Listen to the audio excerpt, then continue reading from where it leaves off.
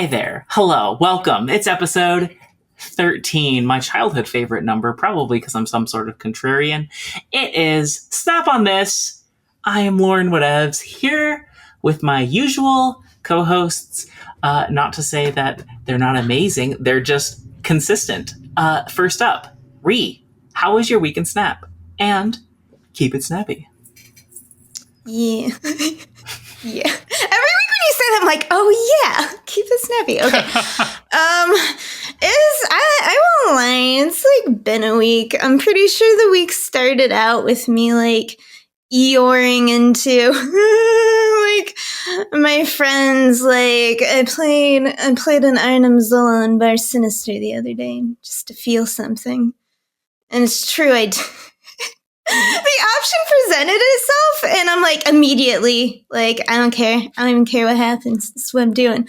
Put it down. Waited. What happened was a bunch of Atumas everywhere. It was the end result of an. It was an open Bar Sinister, but yeah, a lot of Bar Sinister. A lot of Zolas went around. Yeah, so like it was just Zolas everywhere, all over. Like my opponent didn't even mean emote me. I think they just knew how I was feeling. We just watched it. We just watched it happen together. Like Loki watching the world end. Like Loki and Sylvie. Like, okay. So that's like where it started. In response to that though, okay. Last part is our friend Marvel Snaplore shared the challenge deck you gave me last week, which was like a Surtur Pixie deck. And that also had Frigga in it. And that was neat. You had talked about that a little bit. I know you were playing it as well. And what was really interesting to me about that and why it's cool to play other people's decks for a while until you figure them out is I realized like Frigga in this deck, which had like Marvel Boy, Sasquatch, a couple, Cold Obsidian, and then also I swapped in Swirl Girl for his Nightcrawler, but like Echo and another one drop. And then on kind of the bigs and littles almost that I was looking for with Pixie and Frigga mixed in. And Frigga in this case was kind of acting as a bridge between the two styles of deck. Because one is like a Surtur deck, and the other deck was like a Marvel Boy deck. And it was just an interesting way to look at Frigga as like, oh, well, she could give you more of which direction you were already leaning. Because I found a lot of times in that deck, you kind of wanted to keep going in a direction you had gotten. And so that was... So it was a little bit of fun playing that deck, and I'm kind of just playing my discard deck as a comfort, and I wish I could end the week with some triumph or something, but I didn't. Usually I would have grinded out to infinite over the weekend. I didn't even do that. I've been playing as much Snap, and then today I was like, let me log in for my hero story for the podcast, and it's just like... it's Valhalla, is that the name of the hot location? Everyone's just playing Mill on it and Black Widow and like all the nasty, and it's like I've been beating them with discard because like Scorn and Dracula and Ape Grandmaster are like beasts, but it's like even when you win, it's just like what is it for? Why am I just playing Mill and either people shoveling racks into my deck and Black Widowing me or milling me and then Miss Marveling me in the face. So I guess we'll just end this as I'm wearing an Empire Strikes Back, the Return of the Jedi. And that's the way I'm trying to look at it, is like, things were dire, but, it's probably the best Star Wars film, so... Yep. That's the only bright side I got for my week. How is what? We rolled to Ben now. How is your week, Ben? My week in Snap was pretty good. I hit infinite last night, as I insist on reminding the listeners every week. We record on Wednesdays, so I'm talking about Tuesday night. It was Malekith Day. I was a little bit annoyed that Malekith did not arrive entirely as intended. For those who don't know, it's really only supposed to be like the unmodified cost 1, 2, or 3 that Malekith can grab, but that's not really how it's working at the moment. But I decided to do honest things with the card as it will eventually work. So I actually have a pretty kick-ass list. It felt kick-ass to me. It certainly got the job done in terms of finishing the climb. That is Quicksilver, Domino, Sage, Red Guardian, Speed, Copycat, Spider-Man, Malekith, Wiccan, Blink, Cersei, and Magneto. And although I am playing Spider-Man, one of my road dogs, one of my tried and true ride or dies, I'm playing a lot of cards I don't usually play in this deck. I got Wiccan, who I don't particularly like using generally. I've got Blink, who I used like once for a weekend mission and never again. No, more than once for a weekend mission, actually, for Blink, because, season pass things, the stuff with the... Yeah. But Cersei, I'm not a Cersei gamer, but I am now, I guess. I don't know. Right? You think but I don't like uncontrolled randomness. But then you play it. It's like that meme of like the bird taking a little bite of the cracker. You're like, no, and then you have a little bit, and you're like, oh, but it's kind of fun though. Well, you get the twinkle eyes. It's a bit random, but it's not like the most unpredictable thing. I accidentally removed a card from my deck while I was looking at it, and now I have to put it back in. The card was Magneto. I'm sure I would have remembered. Was a cancel. I've done that so many times, and I'm like, oh, what card was it? I get so happy when my Moon Knight discards a Magneto, and I'm like, you were gonna kill you. Like they were gonna drag my Drac and ruin everything, but now they've been foiled. Not anymore. Yeah, and then they snapped because they were planning on it, and they forgot about Moon. Because they're like, what can stop the Magneto? Moon Knight in from the left. Not as beautiful as old Moon Knight, still, but But yeah, I'm really loving this deck and this card. And I did fix it. I got Magneto back in there. But all of these threes are like wonderful to grab out with Malekith. You got your Spider-Man. Nobody's expecting Spider-Man under any circumstances, but not really in a Wiccan deck with Quicksilver and Domino. I feel like nobody knows Spider-Man's in there. Sage is also predictably great at the end of the game. Red Guardian, fine at the end of the game. Copycat, still a 3/5, pretty cool at the end of the game. Speed, very cool at the end of the game, especially because it's pretty easy to... I really wanted to make room for Shang-Chi, but it was going to throw off, like... I feel like this deck is like currently perfectly balanced, like the sword that Orlando Bloom makes for Commodore Norrington in Pirates of the Caribbean.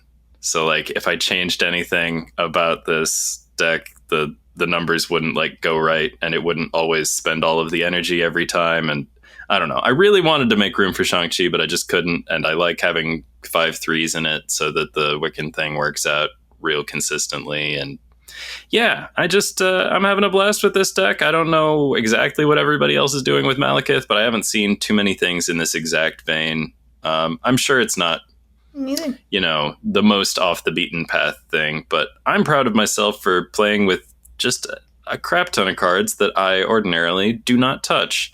They are outside of my bailiwick.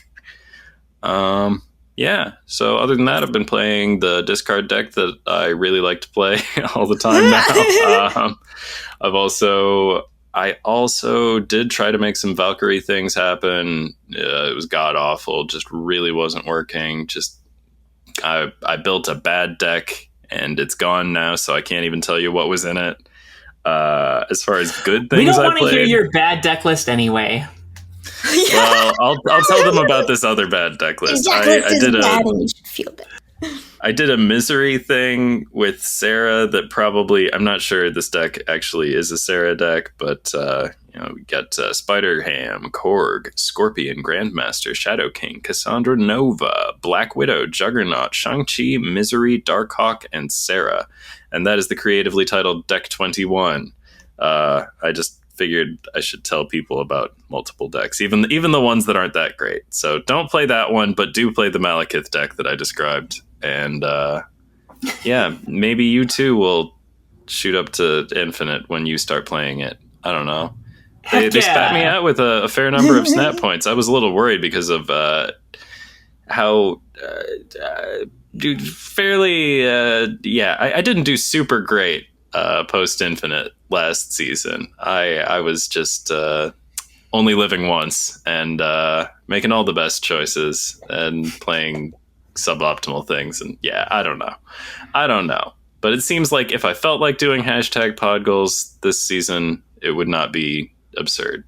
And nor would it be absurdly difficult, depending on which way the meta swings. And it all depends on if the stuff I like is good. And because I'm just going to keep playing the stuff I like, whether or not it's good. But it works out when it's good, I tell you what. So that has been my week in Snap. I should have endeavored to keep it snappier, but what are you going to do? I appreciate it. It makes me look better. Yeah, I think this might be the first time Ben was longer than Ree. Not that it's any sort of competition. And for the record, I am happy to hear about deck experiments that went poorly. I think that there's stuff to learn from that. I was being silly earlier. I'll jump into my week uninvited. I hit Infinite a few days ago. I used the Patriot Valkyrie deck that I talked about in the last episode, all the way from 90 to 100, because my 93 to 90 I tanked using, I don't even know what it was, some creator's deck that looked fun. I think it was an anti-meta deck, and I had terrible luck with it. But then this Patriot Valkyrie deck, which was just, I loved it. It was a great deck, not mine, but I took it all the way to 100. And now I get to mess around and do my own thing. Yeah, I had a lot of fun with Malekith, which we'll talk about in just a second. And I got a new clip. Really a fun one that I wanted to do for a while is Odin on Mystique. Because Mystique, if she misses, is an on-reveal card. Still hanging out with that on reveal. Yeah. Until it is overwritten. I had a few people so in the comments. So it lets you play her out of order. That's neat. Exactly. I hadn't thought about that use for Odin. Mm-hmm.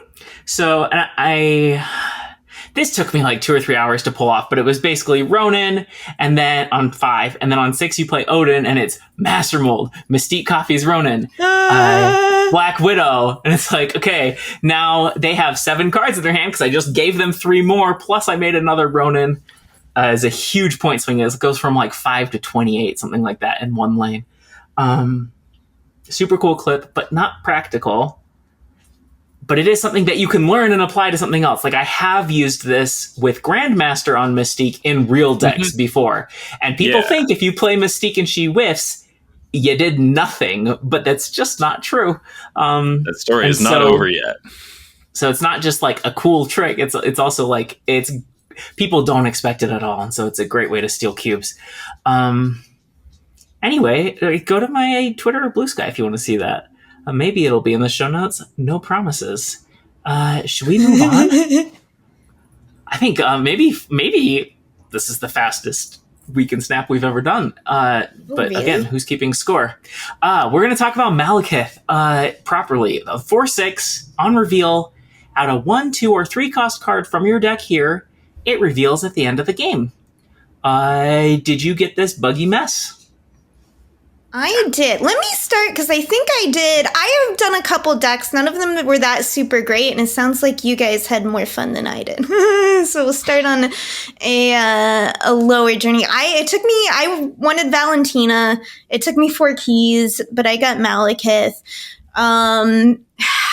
I got started late. I didn't have any ideas I was super stoked on, so I put him in. The first thing I tried was a Ronin Darkhawk mix, which I only played a couple games with. It felt like it was pulling in 2 different directions.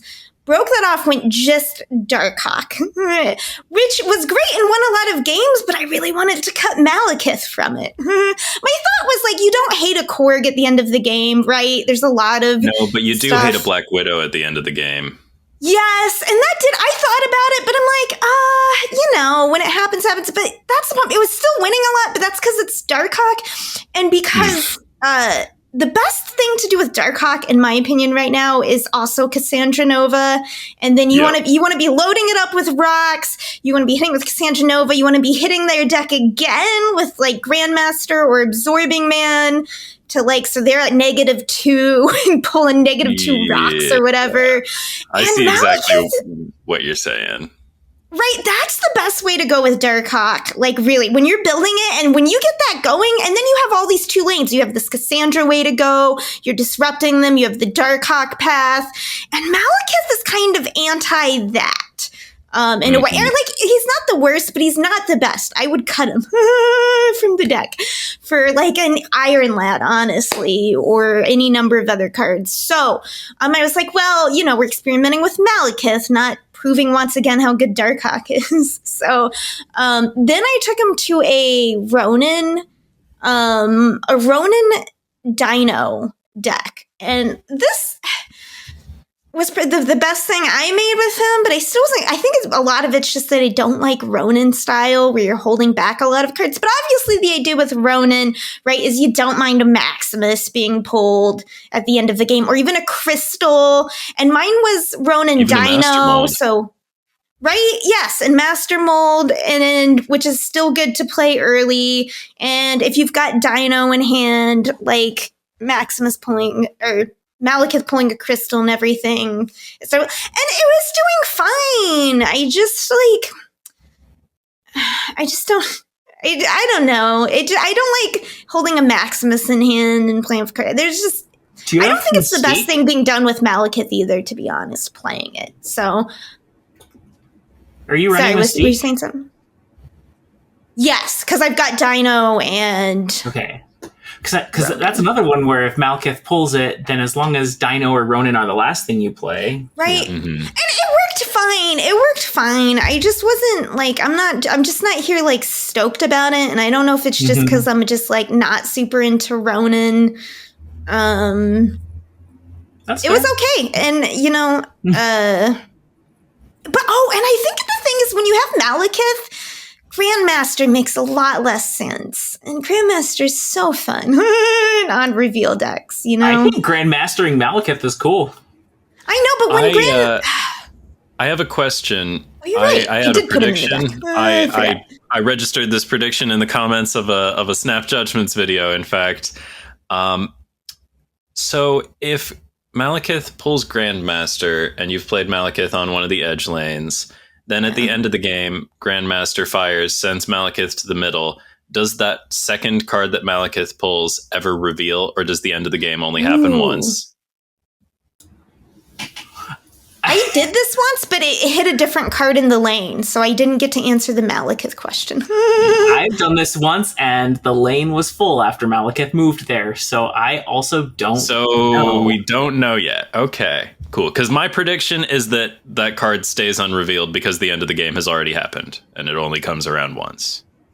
My prediction would be it would reveal, because I think it would be more like a Dark Dimension or an Invisible Woman, where basically what it's doing is it's holding back the reveal.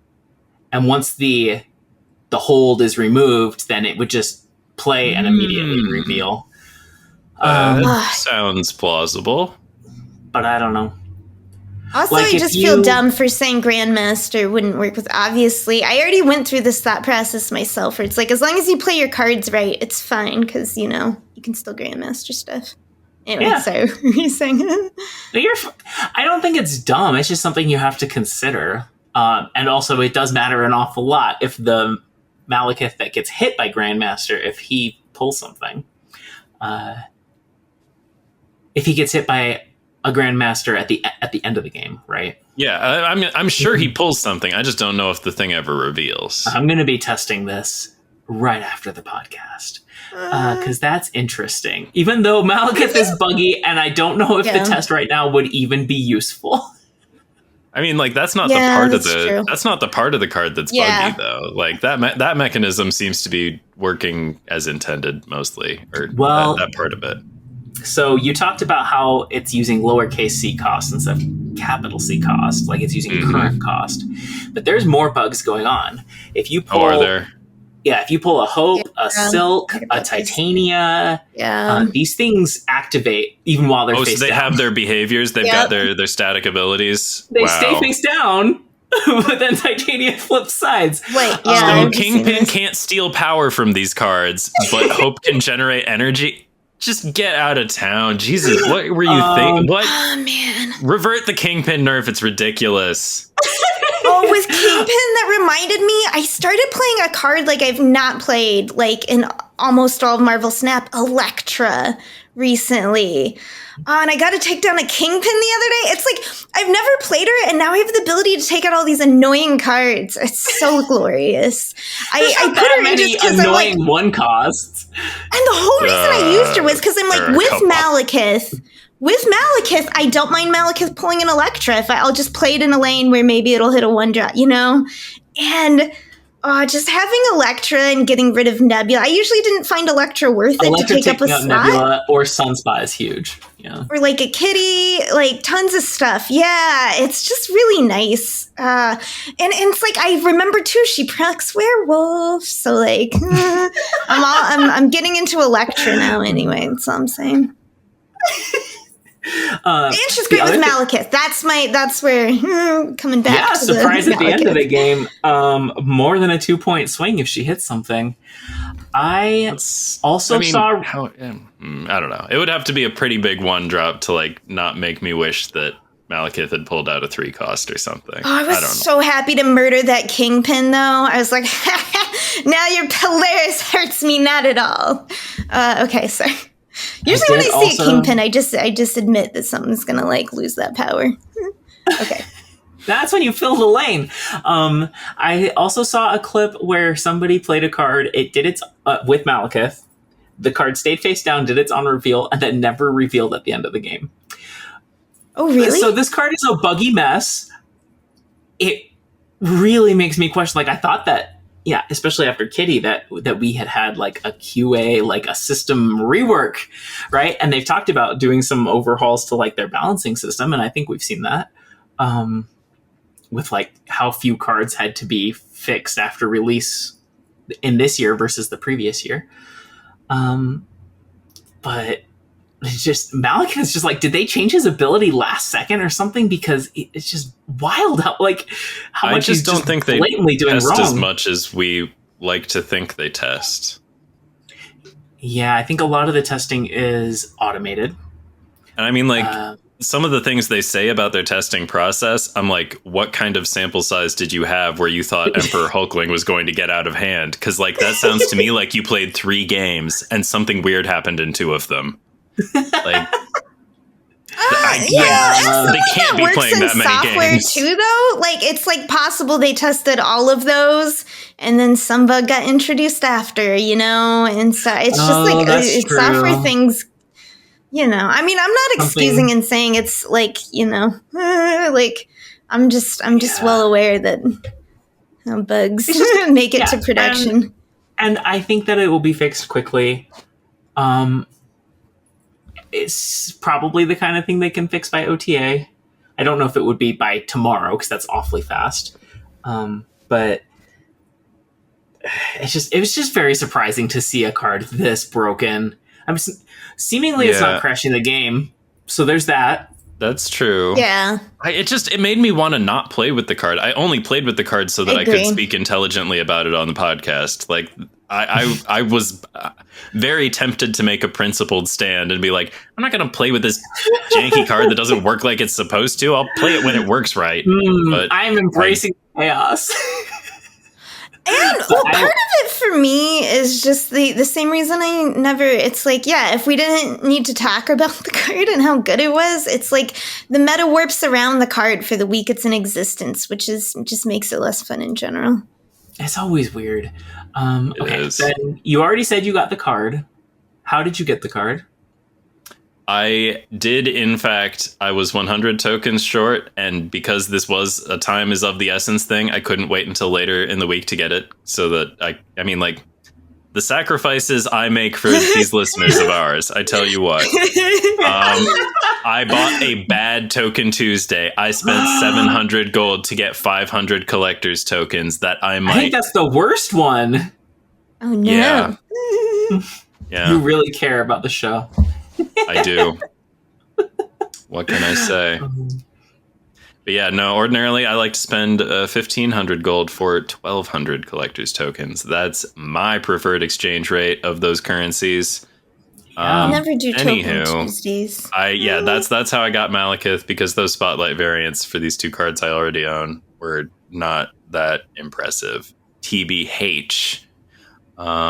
So yeah, I use tokens. No regrets. I am having fun with the card, even although I'm exclusively doing honest stuff that will always work with this card, and it still seems quite good. So yeah, them's my Malekith thoughts. Okay. I finally had my first real 2-card week with keys. I had a chance at one before, but then I got the new card in 1 key, and I was like, not spending more. And that would have happened this week too. Valentina was not worth it to me if I got Malekith early, but I got Malekith in 3 keys, and I was like, I'll spend 1 more for Valentina. Guaranteed 1 more and I get her. So this is my first week getting 2 cards with keys. That's cool. I haven't used Valentina yet, so I can't tell you anything about her. I have leaned into the chaos of Malekith. I named my deck Maleficent because it's a Pixie Malekith deck. And yeah, so pulling out Eliaths and Magnetos with Malekith is hilarious. I'm running also Luke Cage, US Agent, Man Thing. These are fun things to pull out at the end of the game. Grandmaster's in there. I'll put the whole list in the notes. And I don't know how long it's going to last, but I was like, it reminded me of the Kitty days, as previously mentioned. And the original Kitty was so fun. And they killed her in a few days. So I was like, you know what? In case this is really fun, I want to play with it for a little bit. And then I'll be honest later. Yeah. So I don't actually have good advice about whether or not you should get Malekith, because I think it's already been confirmed. It has. There was a dev answer from Glenn that this is a bug. It is only supposed to pull based on base cost. I always think it's funny when there's a question that the developer answers or whatever, and then it's just immediately contradicted when the card actually comes out. This is not the first time it's happened. And I know it's just an honest mistake. They didn't intend for the card to work this way. They didn't think it worked this way, but it's just dang. Yeah, it's a bummer. Yeah.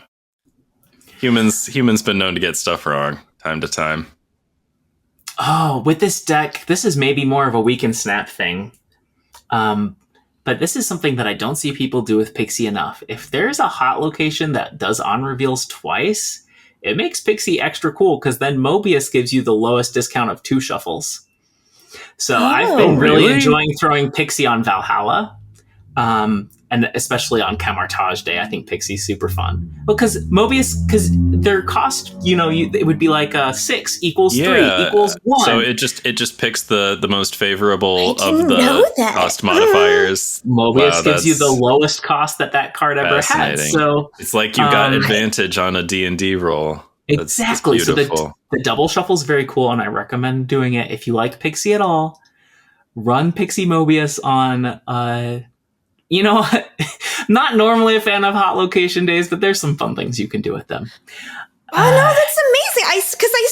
Because I've been wanting to play Pixie more, and I played that Pixie, and I was looking at stuff like Cameron. I'm like, oh, well, I don't want to play Pixie on that. That sucks because, it's what's 2 shuffles doing for me? But that's so cool. Okay, that was such a cool card interaction to share. Thank you, Lauren. You are welcome. Okay. Let's talk about next week's Spotlight. Fenris Wolf, I think one of the very hyped cards of the season. Some might say overhyped. I might say that. 2/3, activate. Resurrect your opponent's highest power, discarded or destroyed card on your side of this location. We've talked about this card a couple times already. Are you planning on getting him? Yeah. Probably with tokens. This what are the Spotlight friends? I should know this. Annihilus and Werewolf by Night. Is the werewolf a cool werewolf? It's if you like that like really they're all right. cartoony, like Saturday morning cartoon style. I think it's like Sean Galloway, and he did the cartoony. I actually really like his Kazar and Shauna. I cannot speak. I like his Jeff think and those are Zabu really quite a cool bit too. But I have other variants I like for some of his for those. But okay, just skipping ahead, we can go back to Fenris Wolf just to say Annihilus, essential to junk if you don't have him, right? Like, so if you like that play style there, and for my 2 cents, Werewolf by Night is a very fun card. That is also one of the funnest cards. He goes in any kind of deck that has a lot of unreveals is the kind of deck you think about putting in, which is a lot of different archetypes you could maybe slot him in, you know? Yeah, I think like Sarah and Balance are 2 that pop out to me. He's very fun, but he is one of those, like, a Werewolf bounce deck is one of the few decks where I am going to spend my entire turn 6 timer and still maybe not have enough time. I'm sure that it's something that gets better with practice, but like the sequencing can really matter. I like him in a Darkhawk deck. Yeah, I like him in a you can build power deck while you're disrupting. Yeah, see? Like, it's versatile, you know? Also really cool with Heimdall and Valkyrie both, because they get to do their cool big move, and then he comes in and adds a bunch of power afterwards.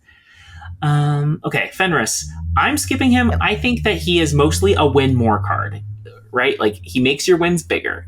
And in Snap, it doesn't matter if you win by 1 or if you win by 1,000. Like, and so that's the main reason I'm not interested in Fenris. I'm also a player who doesn't use Shang that much. But I think Fenris is very counterable. Like, if you play him early, then your opponent stacks the big stuff in the Fenris lane. And then, well, you can't Shang and Fenris 2 different lanes if that's what they're doing. And there's not a lot of ways besides Shang to get big hits. Like Moon Knight, of course, can, but you don't know if you're going to hit a 2 cost or a 6 cost. He's a very interesting card, but he doesn't seem like my play style. And I just think a lot of people are going to be disappointed in whether or not Fenris is the card that decides the match. Well, I think a lot of it is about, like, your expectations for the card. Like, is this card supposed to be a 215? Because it probably won't be, and that's okay, but sometimes it will be. It'll be a 215 more than most 2-cost cards are likely to be a 215. Mostly I'm excited because this is a card that you can play without remorse on turn 2, and a lot of the best 2 costs are not for playing on turn 2, I tell you. You get your Shadow Kings, your Hazmats, your US Agents. Like, these are cards that will tempt you to play them on turn 2, but like, don't. Even Forge sometimes is smarter to hold. But not always. Really Forge is, you really have to search your feelings on that one. But yeah, I'm going to get Fenris Wolf, and I want to push back slightly on the win more diagnosis. Because, like, frankly, this is also a card that helps you win, like, at all. You know, you play it before you're winning on turn 2, or, you know, maybe you play it later, but, like, I think of win more cards as cards that, like, they're like predicated on you already being ahead, and then you do a thing that makes you even more ahead. But Fenris Wolf can be like kind of a come from behind kind of card. So like, you play that, your opponent gets ahead, and then you do something about it, and now you're ahead. It's like, yeah, I think of it more of a win at all card than a win more card. But I mean, all cards can be win more cards under the correct circumstances. Yeah, you're right. I can definitely see him doing some rubber banding sometimes instead of snowballing. I can see that. Rhea, do you have any thoughts about Fenris Wolf? Yes. And I think I kind of land in the mid, because I see what Lauren is saying with the win more, where it's like, hey, if you took out, you know, their Infinite or whatever somehow with the Shang, you're probably already winning. Or if they took out their Infinite somehow, say with any number of discard cards that they would be discarding Infinite with. Right? Or also you're it's not just the big cards. It's where Fenris Wolf just adds like the 7 power or the 6 power to that lane to, push you over there. I mean, so like we've seen what Malekith can do by throwing an unexpected small thing or even a medium thing. Right? Or just I something think with the right power, very often be getting similarly sized cards to Malekith. So like this is like Malekith is like sort of a preview for what we may expect from certain kinds of Fenris Wolf matches. Yeah. Yeah, and I think Fenris will be better that way. I think Fenris will be better with like lower expectations. Like use him to, it doesn't have to pull anything very big to be an above rate 2 cost card. Especially if your deck is already doing a destroy or a discard anyway. Yeah. And it can like I said, it could pull like I said power better earlier, but I meant ability, right? It could pull a card with an ability that's a game changer, even if it's not a lot of power. I'm definitely getting like it a Silver I like Samurai with like an Iron Man or something. Right. That's pretty cool. Yeah. Yeah. I like tech cards in general. I'm curious what Ben says with the activate, where it's like a tech card that's 2, but you can play it on curve. And I play a lot, to be honest, reasonably. And I also play Moon Knight. So it kind of works with either. And I won't lie, a tipping point is that like Peach Momoko or something. It's like a wolf. And there's going to be some gorgeous, like, variant of a wolf. And if I don't have it because I was waiting to pick it up and I can't get whatever cool variant that is, I'll be sad. I like wolves. They're cool. So, okay. I mean, but also because of the other better reasons. So, yeah. No, I think it's got to be worth picking up, right? It's not going to be a bad card. Just maybe not as OP as some people seemed hyped for. Yeah, I do think that this card definitely appeals to the people who only imagine the best case scenario. And you'll find those people in any card game community or whatever. Like, and God bless them, is my feeling. But yeah, I think this card is better evaluated on a not best case scenario sort of expectation. Maybe it's as most cards are. Let's be real. Maybe it's a good thing that he can work both ways, right? Like, yeah, a card that is the win more, big explosive play, you Shang Infinite and bring him back on a different lane. That's not going to win you a lot of game, but that's very appealing to the Timmy type of player, right? And so it's good to have cards that can serve multiple roles or appeal to different types of players. Don't put him alone in a lane to get Red Guardian, because that's what I'm going to do to a Fenris Wolf I see alone. Oh, yeah. Okay. There was a patch that's what we're going to be talking about for a large portion of this is because there's a lot of content in this patch. We got December and January cards, and we'll get into those in a second. There's an OTA tomorrow. From our perspective, it will have already been out. I was trying to find, there was something where a friend, Chase Pitzer, had posted something on Twitter about how like feelings around Snap were kind of low and nobody was excited about the patch. And Griffin responded like, this patch is nothing. Wait till you see the OTA. And it's like, that's a big thing to say, especially after the patch and it's full of things, and I'm like, I'm trying to temper my expectations. Like, although the things that were in this patch, like, I don't think that any second dinner staff would be like, well, if you loved those data mines that you pulled out of the patch, yes. like, and so that's why I'm trying to temper my expectations. Like, there were no balances in this patch. I'm trying to think, okay, so it's going to be like a big meta changer shakeup that way, but it's not going to be bigger than 2 months worth of data mines. No, it won't. Yeah, this is the meat. Yeah. Or the whatever. If they think players will be excited, hopefully correctly, if they know what excites players, that means buffs. Players are excited about buffs to old cards, not so much. I mean, do they understand what is exciting to players? That's what I don't understand. I don't know if they understand, but if they do, and then they communicated that we would be excited, then I would expect. Then that's what they should have been talking about. Playable Mantis, Definitely playable Mantis. Elsa. And all you please. future listeners enjoying your new mantises right now. Tell me all about that future 2/6 silk. Is it beautiful in the future? How does the future look from there? Here in the past. So, yeah, something to look forward to tomorrow. It is the last, yesterday's patch and tomorrow's OTA. That's it for this month. Presumably because of the holiday at the end. I'm sure they would fix something if it was really out of whack. Are you excited about that, Ben? Didn't you say you kind of wish they would chill on balance updates for a while at some point? Oh, yeah. I mean, I've been saying that for kind of a long time. Are you looking forward to an extended stretch without any changes?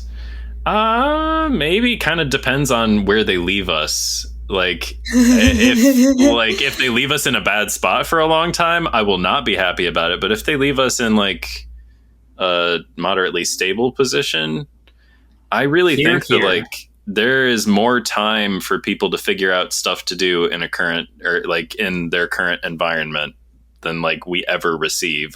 We never get enough time to really, get into all the nooks and crannies of what's around. That's what I think. But is what you're saying even possible, considering they have to, it's software, so, updates have to be locked in a certain amount ahead of time, plus a new card releases every week, which is going to change the meta, regardless of whether they do balance updates. So can they even leave us somewhere stable? How would, you know what I mean? Maybe. I mean, if they only released cards that were, safely balanced and stuff and didn't, upend everything, but they want to move keys, so that's. We've had metas that are fairly stable and fairly diverse, but yeah, I think I'm just saying in a perfect world they could keep releasing cards that would not make things too wild, and there's a way to people used to actually release physical cards that they wouldn't change, and everything was fine. You get the errata once every 3 years or something like that. Sometimes you'd find out that 10 years later, now this card has a creature type and it didn't used to have that creature type, but it's in addition to all its old creature types, and I don't know. But also think about how the speed of Snap has played into the number of games, right? When you're playing Magic and a game takes 20 to 40 minutes, and you're playing with your friends as often as you can get together physically or play together over Zoom or whatever, you get through much less games. And part of the reason Snap goes is we have a lot more data, a lot more games in the same amount of time. We can solve things way faster. I really like that point. What about you, Lauren?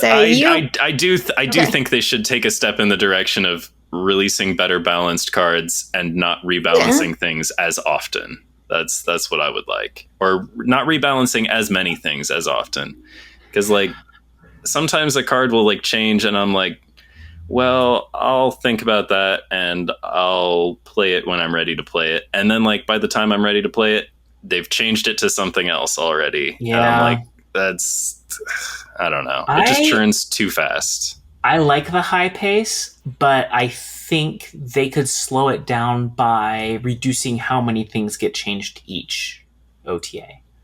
Right? Instead of changing 7 things, change 3. It depends on the nature of the changes. I really don't like the uncertainty as it relates to card acquisition and resource allocation. Because then you're not even sure, am I going to experience buyer's remorse in 2 weeks when this card is a different card? Or I mean, these are things that we've all thought about before, but it kind of stinks because resources are finite and people are trying to make informed decisions. But when the information is going to change inevitably, I don't know. And that's where you're making the point, though. That the card acquisition system they have makes it so that cards can't be bad. Because then they don't, right? You can't have, like, lesser cards. It's like, it feels like all the cards can't be bad need to right have away, bangers. but then, like, maybe they will be bad later, and that we don't have feel any... great. We are getting the other releases, but, you know, they used to have, it's like, okay, this is a 3K tokens card, so it's kind of expected to be less powerful, you know? Yeah, like Legion.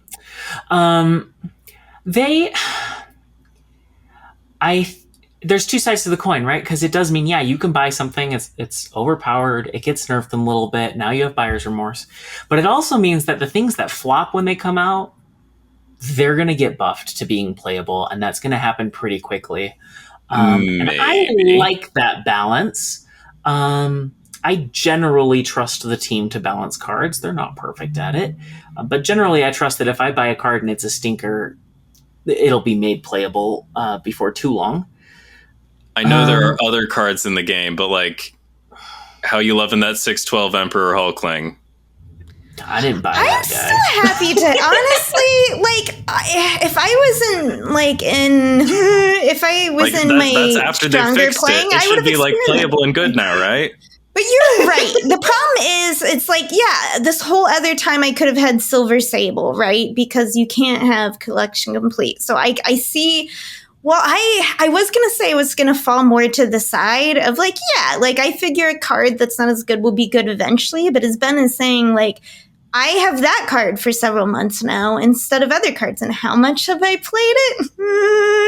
Not that much right now. So, you know, point Ben. You're right. It's, like, innately tied into the card acquisition system. They have to make cards that are going to sell. I think it feels worse for them to nerf cards after release than it does for them that to also buff feels them. bad, yes. But I'm in favor of them aiming high. I don't... That's what I'm trying... Like, I don't know if it's worse. If I buy a card and it gets nerfed, or if I skipped a card because it was bad and then all of a sudden it's good... They're both unpleasant. That's true, but I'll give this to Snap is when I play Pokemon Pocket and I just keep opening cards I've gotten over and over and over and over again. I'm like, oh, it's sure nice when I get Pokemon Pocket. Jeezy Pete, what But I'm just saying, like, the flip side is, like, every card in this is unique and you don't need to get duplicates of a card. So when you get a new card, it is a very exciting, not a, oh, I needed a second one of these, you know, to play this deck. It's like... You get a new toy. Yeah. Yes, for all my complaints, there are so many things that I really do love about Snap. Foremost among them is that, like, one and done card acquisition situation. It's like, it's a dichotomy. It's a gosh dang light switch. Is it a card that I own or a card that I don't own? And that's, yeah, I just much better than, well, I have 2 copies, but I think I might want 3 or 4. I don't know. Like, 4 is probably overkill in this deck, but I don't think 2 is enough. Maybe I should invest in a 3rd, but I like the singleton nature of Marvel Snap, and it's one of just a whole plethora of great design decisions that they've made that I am wholeheartedly enthusiastic about. I don't know about the rapid rebalancing. I don't know. But that's why we're having... I want to make sure that, like, there's a ton.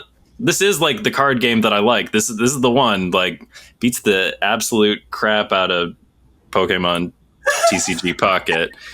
Like, this is the one I play because I think it's the best one. I'm just saying, like, there are things that I think could be handled better.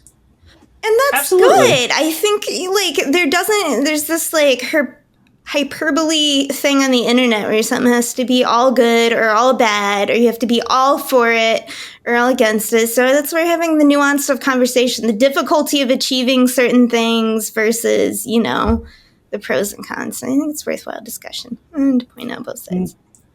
We are passionate about it, and so that is why we are critical of it, right? All right. Do you know off the top, because I feel like this question is innately tied into what we're talking about. Do you prefer cards to be your ideal of cards coming out stable and balanced is great, but it's unrealistic, and I'm sure they could do better. I think they already have shown that they're doing better now than they used to. But they're always going to miss high or low sometimes. It's kind of unavoidable. Just the nature of how limited they are and what they could test. Even if they did test, hundreds of games or thousands of games, they're still so limited compared to what the entire player base can test in a day. So do you prefer that cards release a little too strong and then have to get nerfed, or that they get released a little too weak and have to get buffed? I think they should probably err a little more on the side of a little too weak. Also, because like so many cards can only get better as more cards arrive in the game to interact with them. Like sometimes it's okay to release a card that is not immediately dominant in the meta. Like if it's a good card with like, if the house has good bones, like eventually that property will be worth something. It's always fun when a new card breathes life into an older card. Yep. But if it's a season 4 or 5 card, it's suddenly very hard to acquire in time. This is mostly what I save tokens for, is for when there is a card like a Gladiator or a US Agent. I got US Agent with keys, but this is mostly what I save tokens for, is when there's a card that was like so and suddenly is very good, or a card that I evaluated poorly or something. Like, I mostly try not to use tokens on release week. I mostly try to use them because otherwise I have to wait 5 months for that card to show up again. I wish the assumption was that most cards will mostly stay the same most of the time. I wish that I feel like most cards go through some, like Shadow King. How many ways has Shadow King been? No, I meant new releases. King, like a 4-2 or something at some point. How many season pass cards have had to be nerfed? I think is 2. Most of them. No, nerfed. That's a big difference. Like Elsa had to be nerfed. It's just Elsa and. Are we just talking nerfs or nerfs and buffs? Or just nerfs? Just nerfs. Agent Venom will need to be nerfed. Will need to be nerfed. But I think it's just Elsa. That can't be right. I mean, like nerfed like within the season, or nerfed like eventually? No, just nerfed in general. Like it's changed since they came out. I'm really bad at remembering what all the season pass cards were. Surfer's really old. Surfer, remember the +3? Oh yeah, Surfer and Zabu. Yep, Surfer, Zabu, they got nerfed.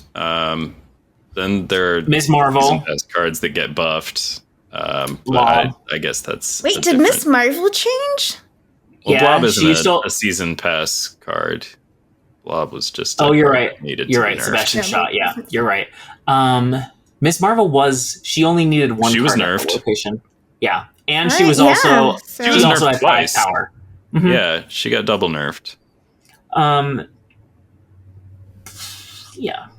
Like most and if we expand it beyond like season pass cards, I think that like most cards are not in their original forms right now. All the ones that we were talking about are older cards, though. Like there aren't that many releases this year.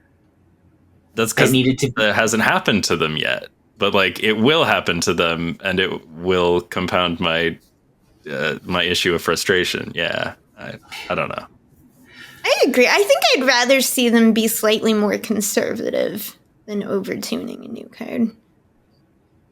Personally. I also don't like it when they release cards too weak. I just think maybe they should get better at releasing cards that are like in the Goldilocks zone the first time. And then you don't like, I know I've said this on the podcast recently, but like measure twice, cut once, y'all. It's just better that way.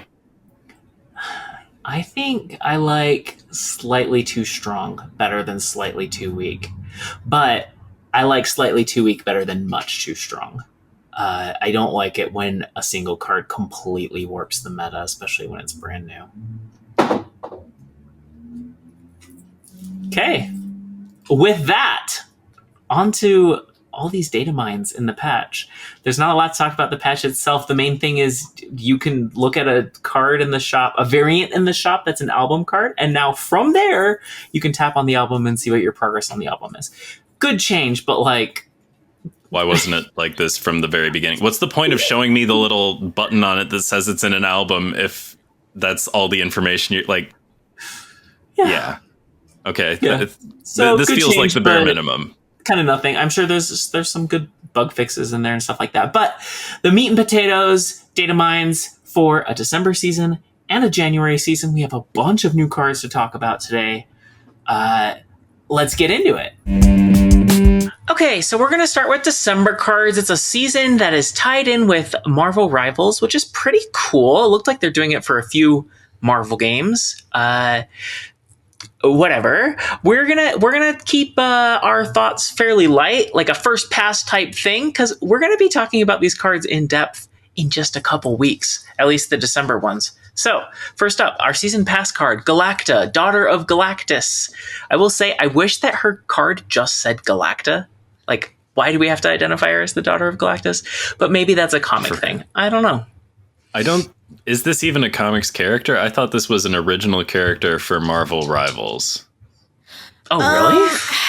She briefly appeared in something. I think she was in one of the A-Forces or something.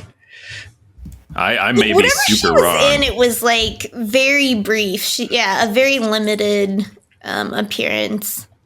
I mean, okay, the Infinite was only in a handful. Yeah, I swear I saw her in the second round of A-Force. Anyway, because I love A-Force. It's good. I like it too. All the ladies, and also it has Singularity, my favorite. Just my favorite. She's a 4/6. I need to let my dog out. Each turn, the first card you play at another location reveals with +3 power. Talk about her. Seems good, right? Seems good, you play her with Zabu, and that's the kind of deck you want to play her in. A bunch of little 1-drops out or whatever is my first thought with her, right? My first read was that she does this for each location, and then like after going through them again, my second read, I think she only does this once a turn. Once per turn. That's my read. Gosh, this card seems pretty good with the new Zabu. I would love to play this card a turn early. That's my feeling. Be it with Psylocke or Zabu or whatever. Right. But you play her on 4 with no limbo. She's still a 4/12. Yeah. Seems a bit much, if you ask me. Put her on Scarlet Spider or Black Panther or Brood. Brood is freaking ridiculous with this card. I think she's supposed to be a Galactus friend, but just the Brood alone just seems so broken to me. Yeah. I don't know. This is one of these cards where I'm like, I hope maybe this is not the final version that we actually see, but maybe it is. I will say, at least as a season pass card, I like that it's a very flexible card. This is a card that newer players can use too, which is not something Surtur is. Surtur is a very weird season pass card because newer players can't really use him. Okay. Anything else? Oh, I guess Galacta, Daughter of Galactus is the title of the comic. So okay. I guess in that case I forgive them. Appropriate. Fine. Cool. Okay. Next up, Luna Snow, who I think was originally a video game exclusive character. I think it's kind of cool that I've never heard of her. Yeah, I think she was originally in like Marvel Future Fighter, Contest of Champions, or one of those mobile games. She started in it. Cool. I think she's like a K-pop idol or something, which is cool. She's got ice powers. She has since been in the comics, as far as I know. Anyway, on reveal, 3/5. On reveal, add an ice cube to each side of this location. Ice cube is a 1/0 at the start of each turn. Get +1 energy, then destroy this if your side is full here. Seems really powerful to me. Yes, ridiculous. It does. Ridiculously Why is she at powerful. 3/5?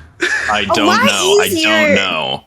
Right, so much easier to prevent your opponent from getting that energy, by just playing her judiciously to their board. Mm-hmm.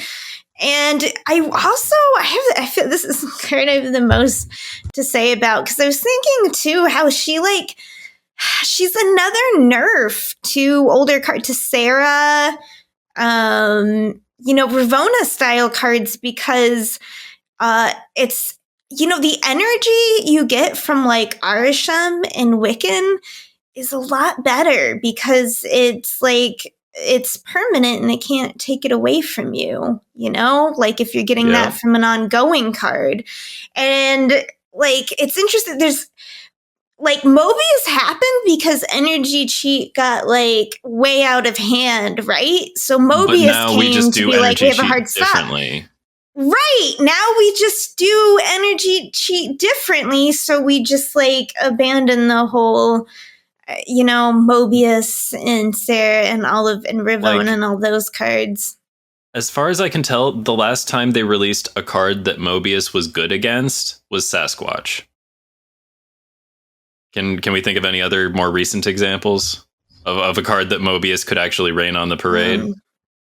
Yeah, because Mockingbird's older, right? So yeah, that might be the newest release, but like Scar's very relevant now because of new card Surtur.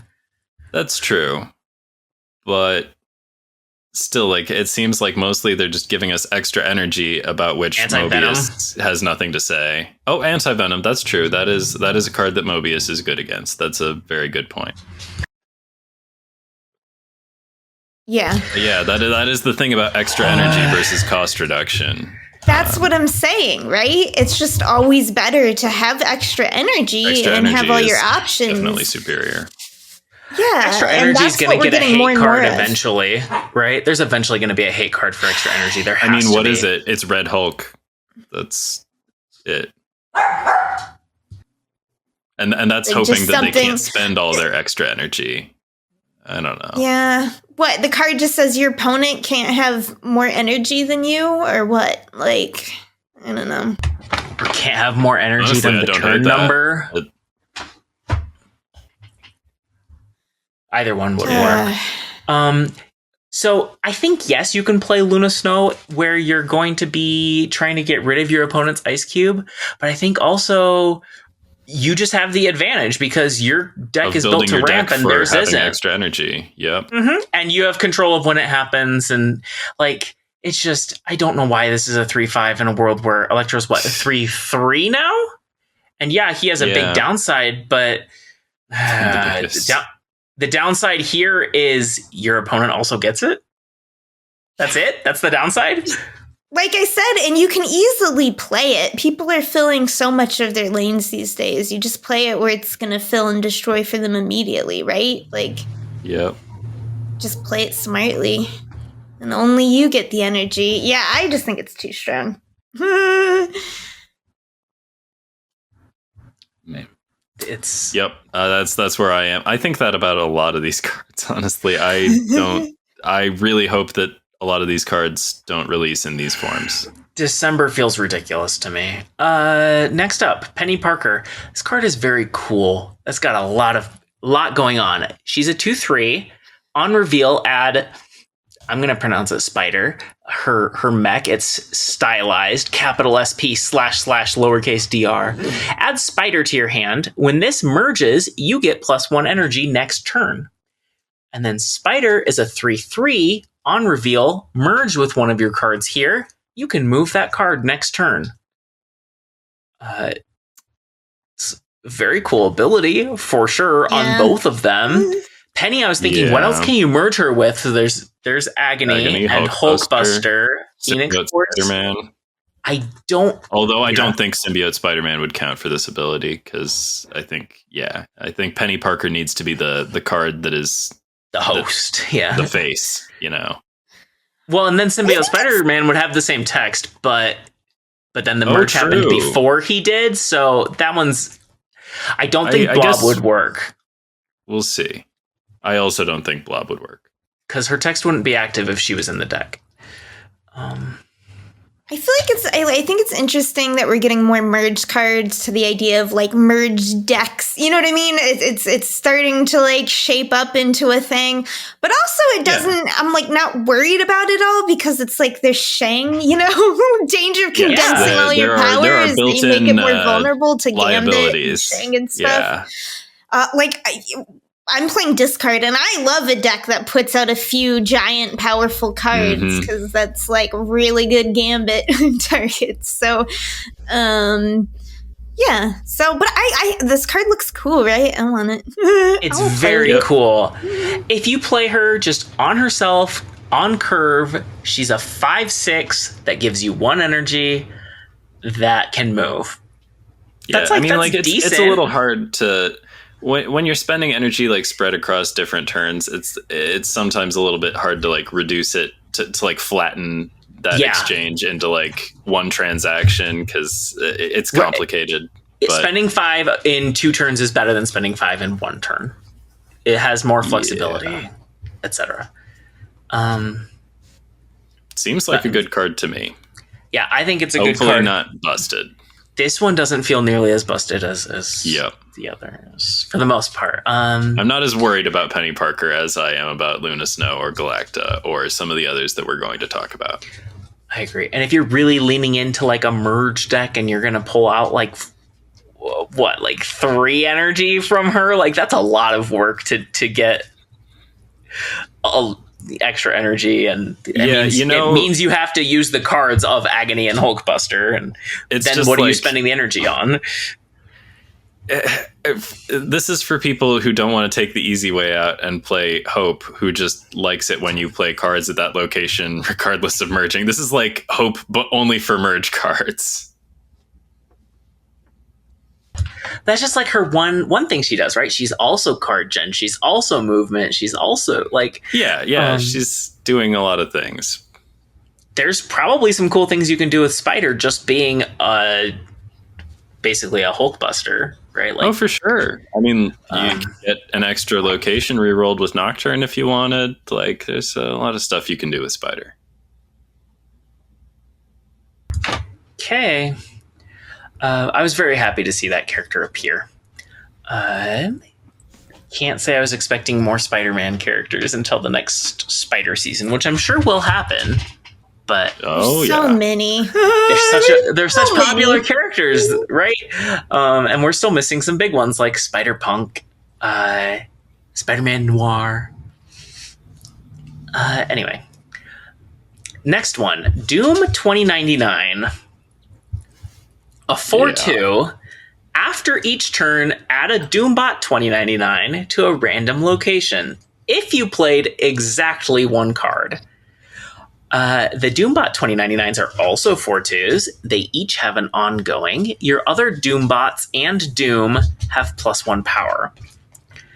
This card is ridiculous. If you play it on curve and proc it both times, it's a 4/20.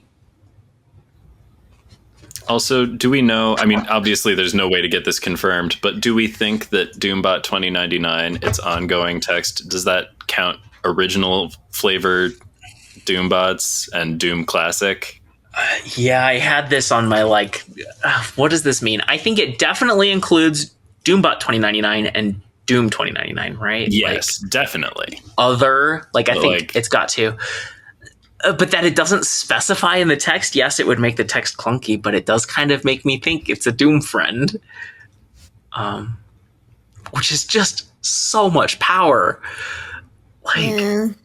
Those 2 cards alone is freaking ridiculous how much power that is. Yeah. I had somebody suggest Doom 2099 into Cerebro and Arnim Zola. I think also Onslaught's kind of cool. You just put him in a lane where you've got a couple of the Doombots.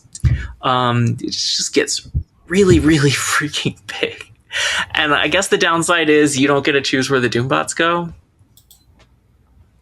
But if they get big enough, I don't know if it matters. I'm inclined to think not. This card is silly. That's what I think.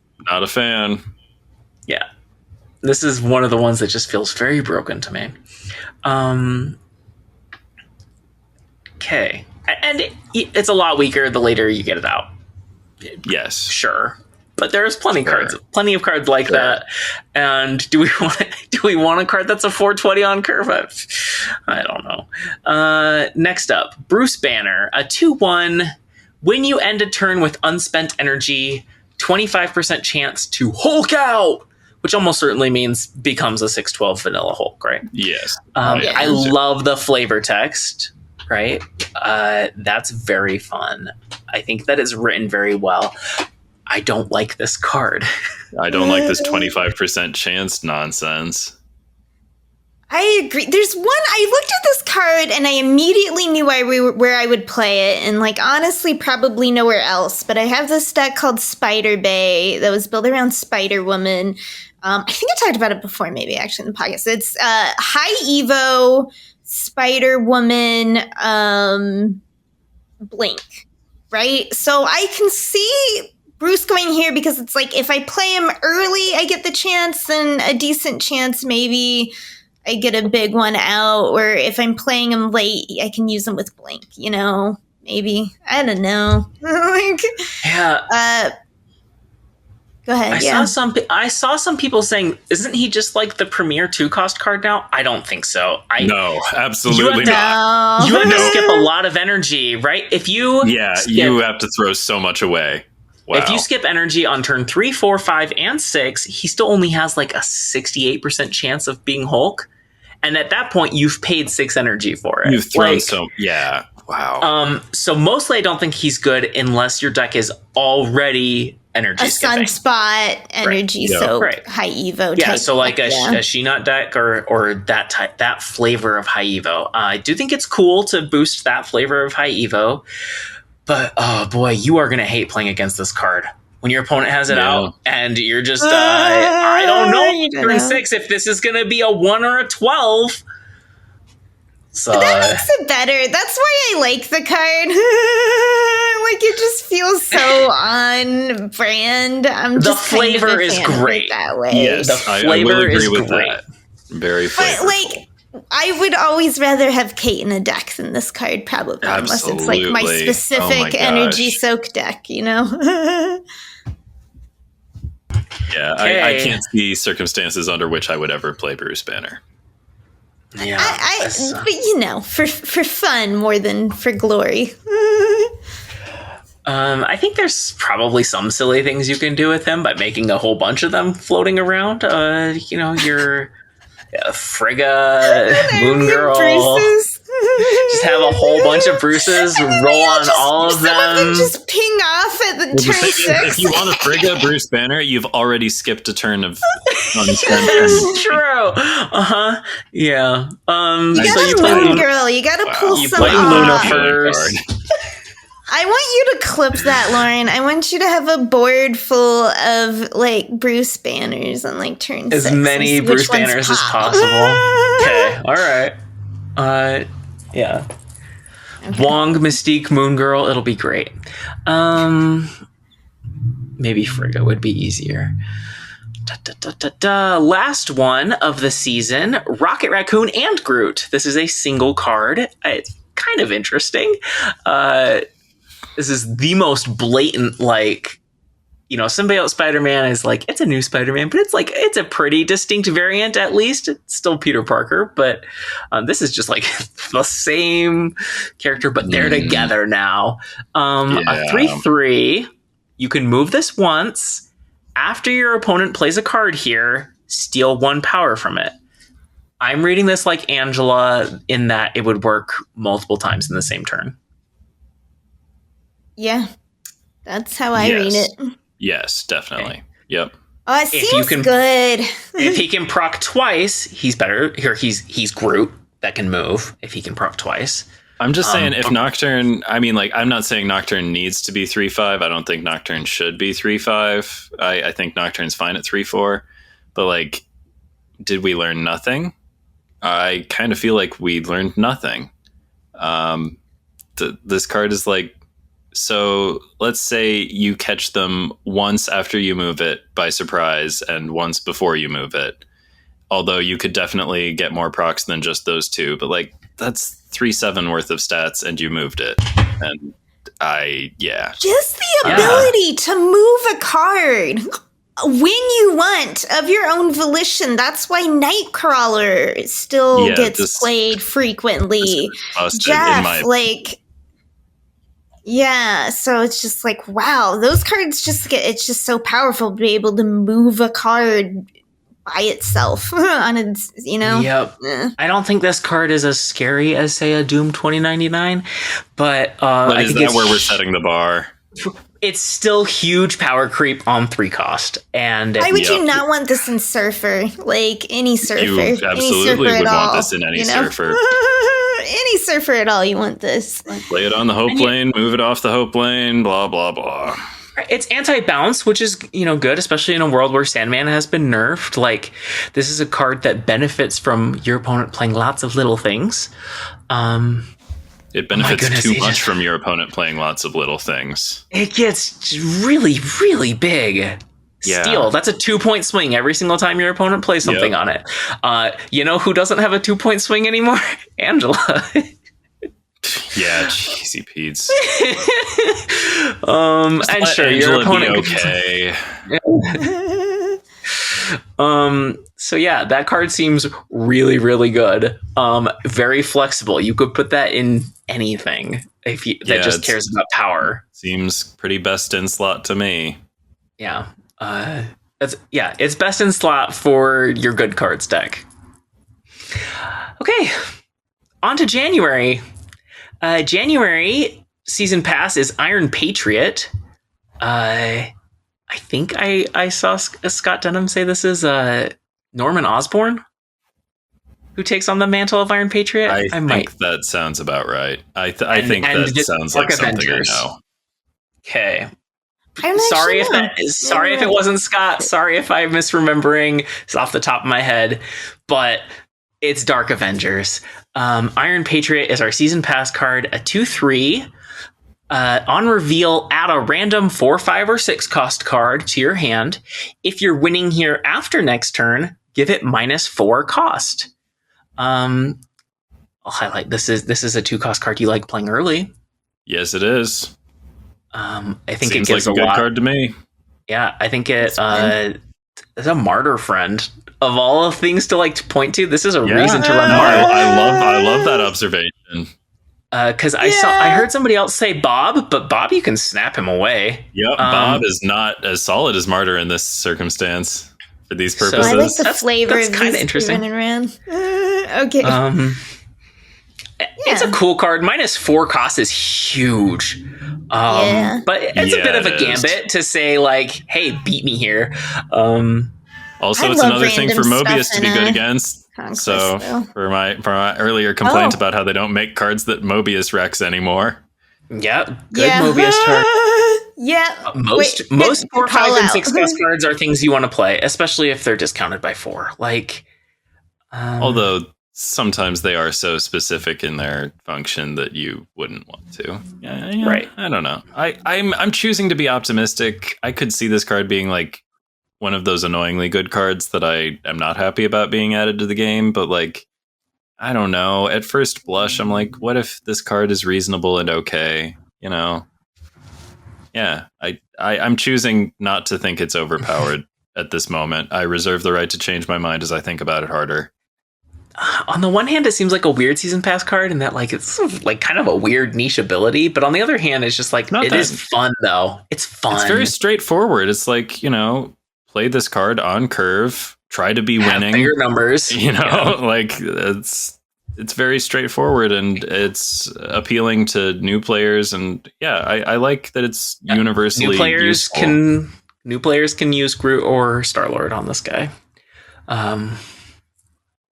For the following turn to compete there.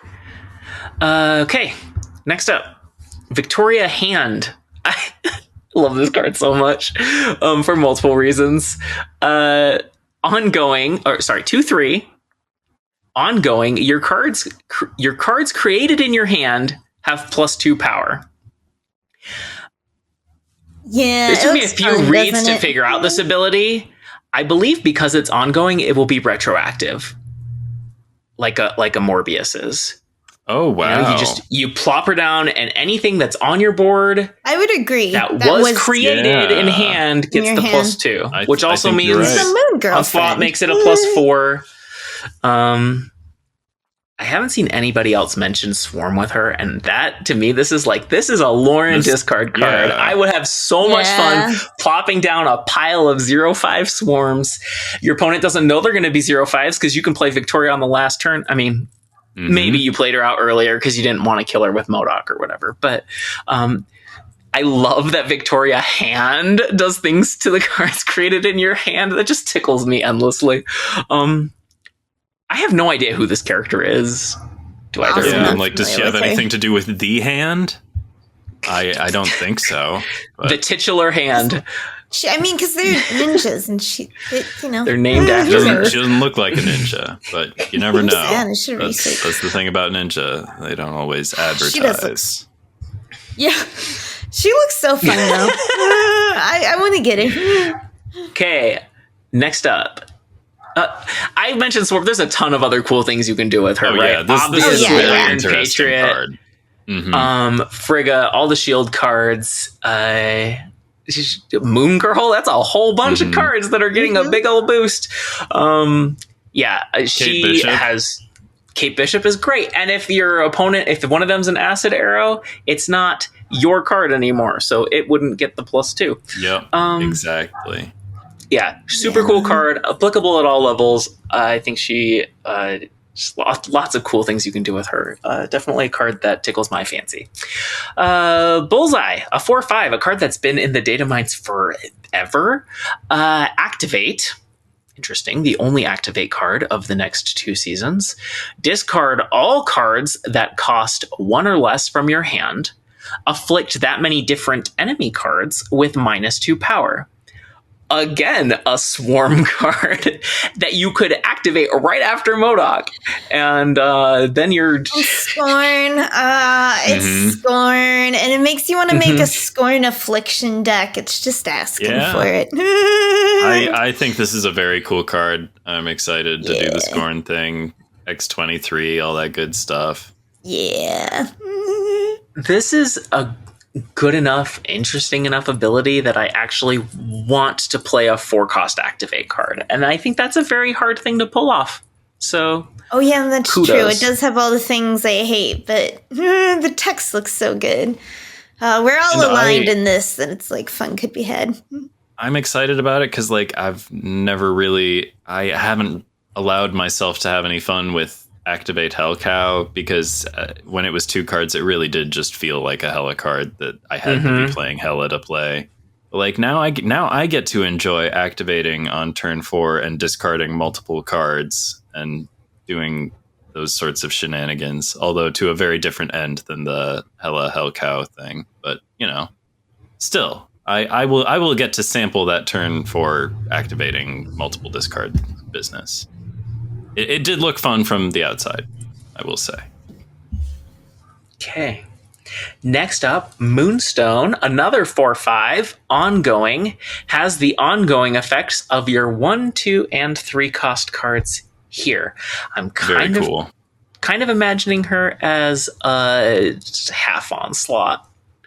One of the that's coolest something that interactions. I've wanted for a long time. I feel like onslaught is... It's so cool, but it's so 6, And only it could be a bit smaller. Yep, I don't need the full flavor. I'm willing to compromise and get a little bit of that onslaught heat, but just in a slimmer form factor, She doesn't actually have a ton of targets, but if you're going for pure power or if you're an early game player, you got your Ant-Man and Captain America. How about Mr. Fantastic? I think that's actually pretty decent, especially if she's doing other things there. Mystique is probably the most interesting one because Mystique could have the ability of a more expensive card that's getting doubled here. I also think Mystiquing Moonstone is pretty interesting because then Moonstone gets another Moonstone ability, and I think that would mean you have 3 Moonstones on that location effectively. I think you're right. Just based on onslaught type stuff, Yeah. Okay, I have to retrieve my dog. So next up, Ares. A 4/6. On reveal, compare the power of the top 3 cards of both decks If your total is higher, +6 power. Sure. Fine. Right? That's where I'm at. That I'm like, we're excited. We're like, ooh, Moonstone just seems fun. Like, Bullseye seems fun. Victorian seems fun. Aries is like, I guess. Like, you could have a 412. That's cool, I guess. Like, I mean, right? Is that how you feel, Ben? I'm just assuming. Yes, that is how I feel. Surprise. I think this card's super duper boring. At least it's an on reveal, so like we can do Wong with it or Grandmaster. Like, at least it's kind of interesting. And Zabu, friend. Yeah, much more boring 412 than Gwenpool or Galacta, even. Surtur friend. Yeah. Like, that deck is going to win that contest almost every time. Yeah, okay, it's probably not a bad card. I think you're right. There's a lot of cool things to do with it. It's just not as exciting as, like, a deck builder to, like, look at it. It will feel pretty lackluster when it doesn't hit. And yeah, when it whiffs. Even in decks where it's, like, favored to hit, it won't always. Right. Yeah, because maybe you're matching up against another Aries deck. Yeah, and then maybe, like, you just happen to run into, like, Armor and Cosmo and, I don't know, some third card that doesn't have high power. You know what I mean? Mm-hmm. Yeah, no, you're right. For 4, there's a lot of and other then you just played a 4/6, and you feel probably pretty silly. Yeah. This is a very, very weird spotlight week. I know we haven't been talking about those, but this one is Kang and Misery. Wow. It's like a pretty quick turnaround on Misery, 3 months, and then Kang. Are we finally going to get our Kang rework? They've been saying they've been working on it a while, right? They're definitely. I don't think they're bringing like Kang back into Kang's- spotlights until they make some changes. Right? Okay, And they've said basically that they're doing a rework. So I think this King Spotlight means we're going to see it. I think you're That's right. the week of my birthday, so happy birthday, I get a new King. There are 2 more cards in this associated with this season. They are extras, so they're like your King Atri, Agony, other ones that we haven't gotten yet, your Lasher, Tombstone. But we'll talk about them real quick. There is Gorgon. I was very relieved to see that this card was an extra card. He's a 2/3 ongoing. Your opponent's cards that didn't start in their deck cost 1 more with a maximum of 6. I think this card is super boring. It's a Yeah, it's just a bummer card, though. Yeah, right? It's just a hate card. It's just like a hate. I think it's pretty cool. I like it. But are you dedicating a deck slot to it? I haven't decided. I'm not sure. I'm definitely... I don't know. I think that there are moments in the meta where this card will probably be pretty good. I just kind of like it. I don't know. I'm excited to like maybe double up its effect with Moonstone. I think it's cool to make your opponent's cards cost 1 more. Iceman kicks ass. That's why I like it, though. It's like, but I like, and like Arsham Iceman hits 1 card, and even if Gorgon only hits like 2 cards, that's I mean shuts down arrows, or it doesn't shut them down, but it makes them someone else's efficient. day, Ben. I thought you just wanted to get the highest power in the lane. No, but I like these like set it and forget it type things. Like you just play Gorgon on 2 and move on with your life. Gotcha. I won't lie. It is another card that you can play on curve. Mm-hmm. Yeah, like this card, it's a good, like, it would be good in, I think, limited. Very often I find myself I like cards that would be good in limited if that were a thing. I don't know. Oh, I think people will play it a decent amount. I think it's pretty good because there's so many decks, that play.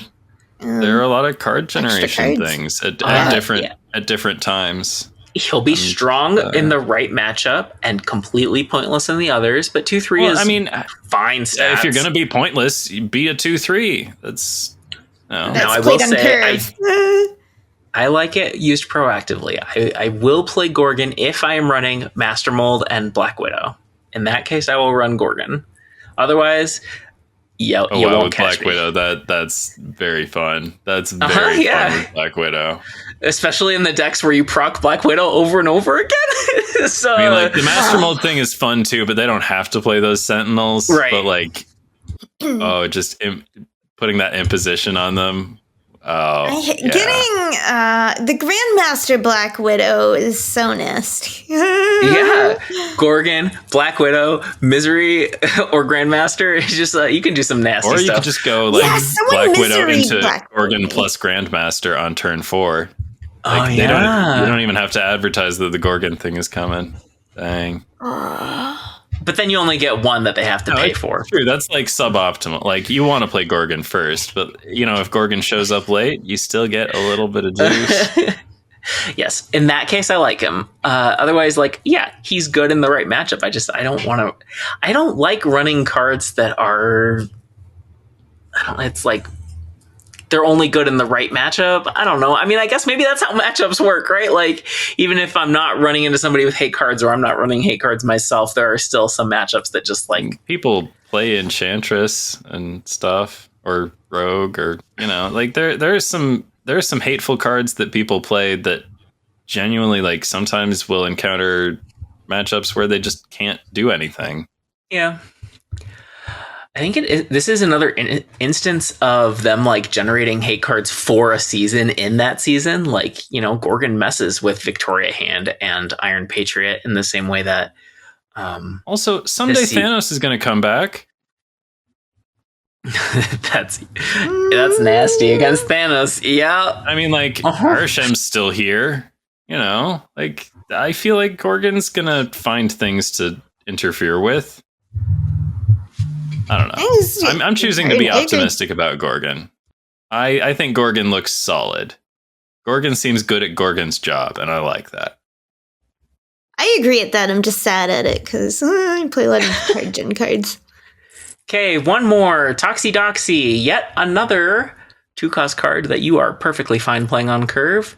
A 2/4, above rate. On reveal, draw a card. You can't play cards next turn.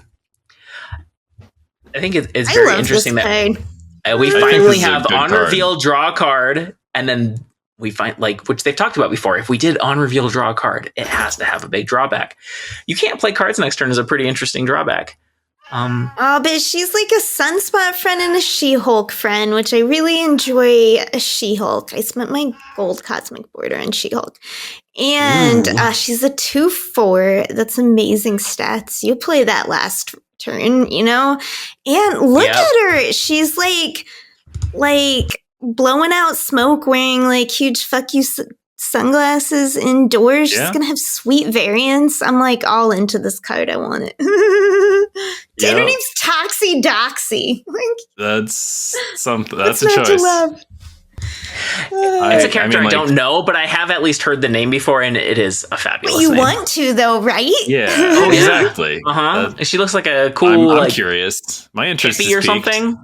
Those classes are great. Who knows?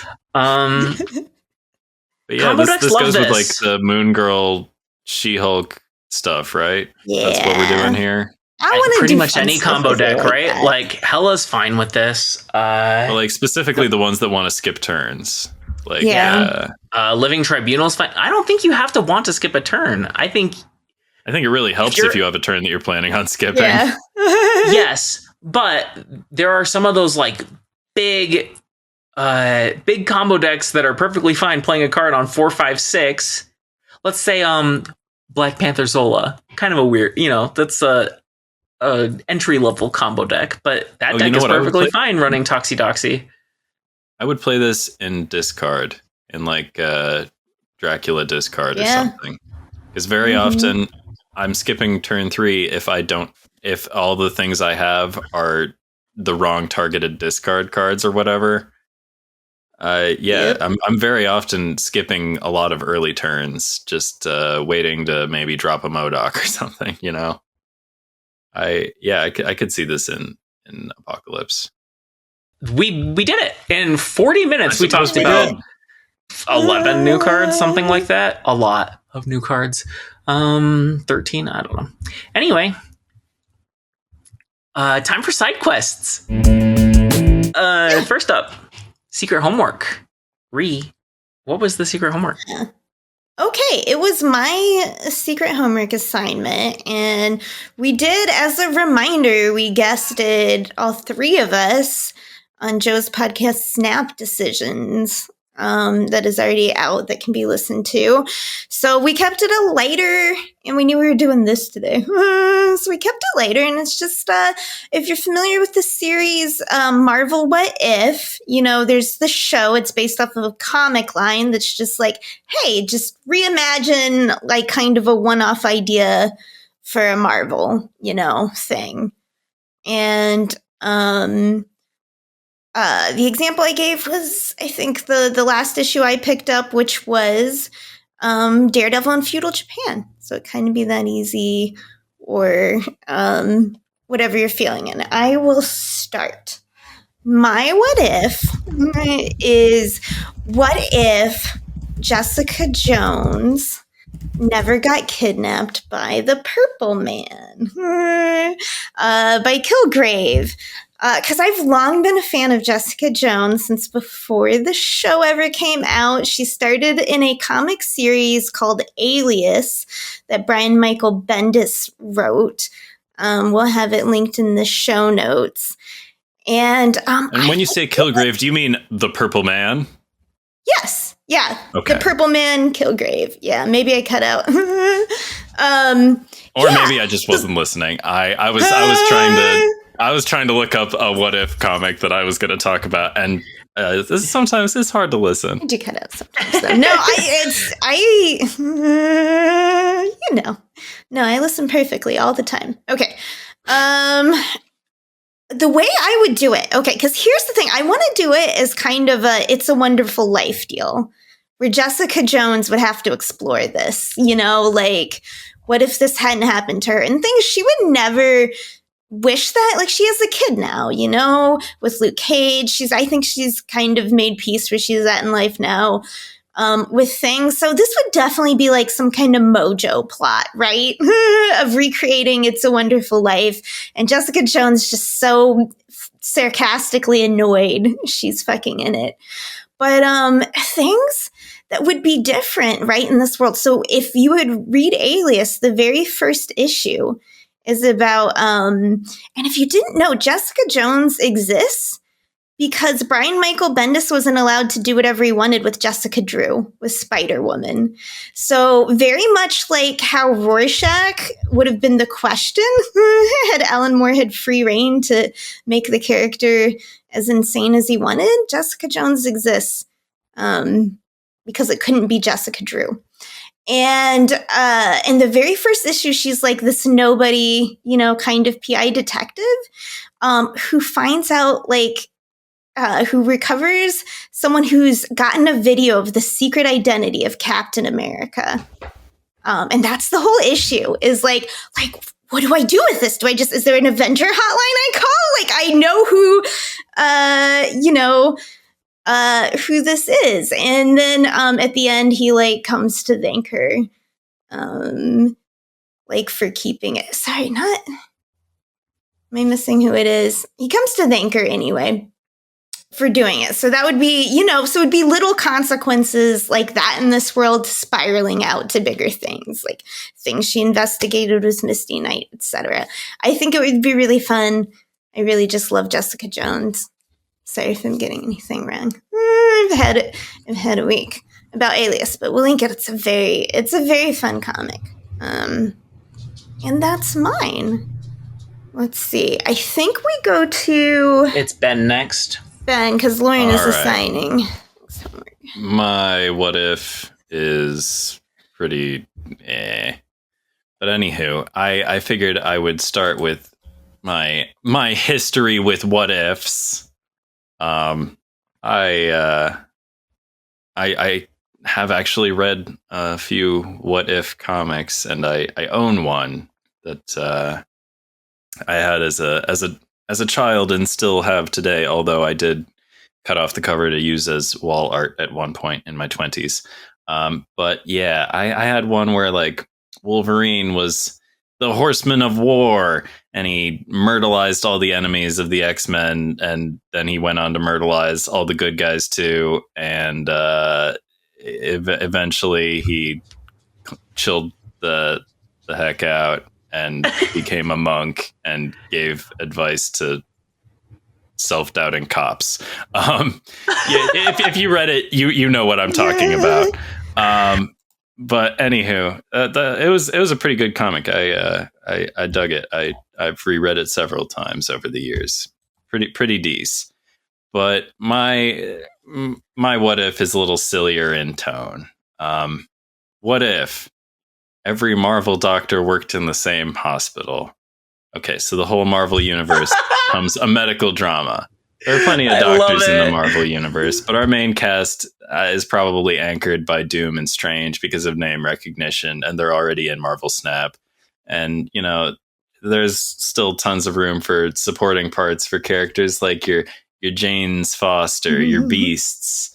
Also, probably let's get Dr. Olivia Octavius, the female Dr. Octopus from Into the Spider-Verse.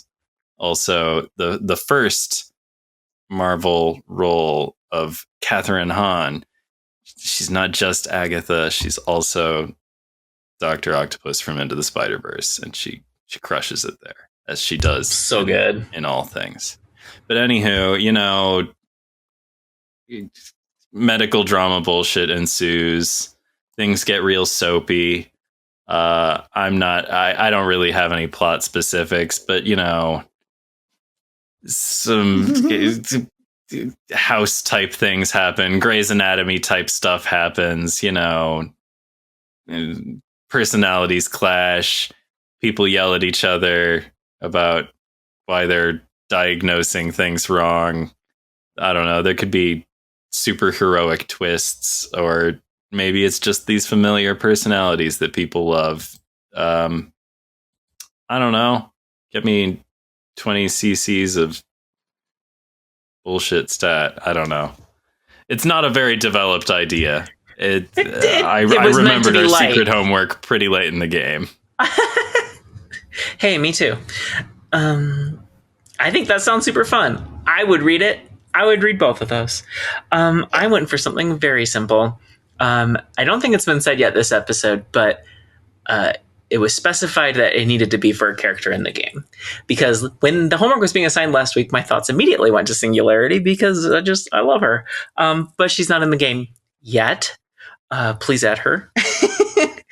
So I was like, you know what? We're going to do a Valk thing. Had to. I actually first thought like, oh, I want to do a what if that's like mixed with something that I love. So I was like, anime, or like I love a lot of Western animation too. But I don't want to throw people into like the world of adventures. Like there's not a clean way to say that. And I learned that season 3 of What If has an anime-ish episode, which sounded awesome, but I didn't want to steal it. So what if Valkyrie had a spirit of vengeance? Ooh. I don't know if I've seen a lady ghostwriter. I imagine one exists, unless that's like a rule of the spirit of vengeance. I read one. That would be pretty weird, right?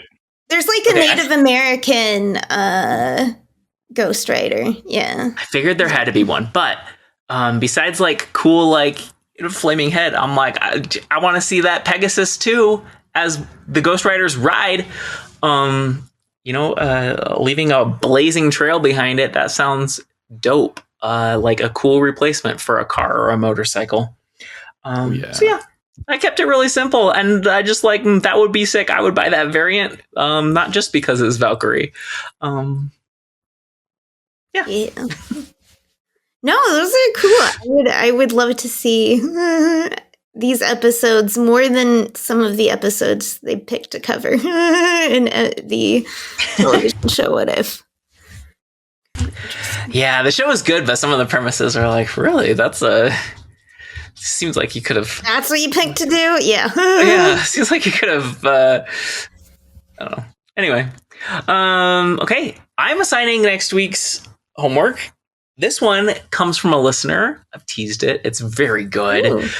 Listener Mod Supreme Models over at Snap Judgments. He's a plays a big role in running Snap Judgment's league. Oh, yeah. Yeah, he sent this to me, and it's so good. And we can talk about the what it means in a second.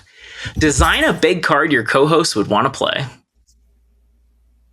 A big card that our co-hosts would want to play. Yeah, because all three of us, but especially Ben and I are like, ew, big cards, gross. Small cards. Aries is boring. So design a big card your co-host would want to play. My suggestion is a 6-cost card that is not, you don't want to play it just because it's being discounted. Like a card you would want to play at 6 cost. That's my suggestion. And then I figure we can either do 2 each. You know, I do a Rhea, I do a Ben. Or we could do like a Secret Santa rotation. It wouldn't be secret though.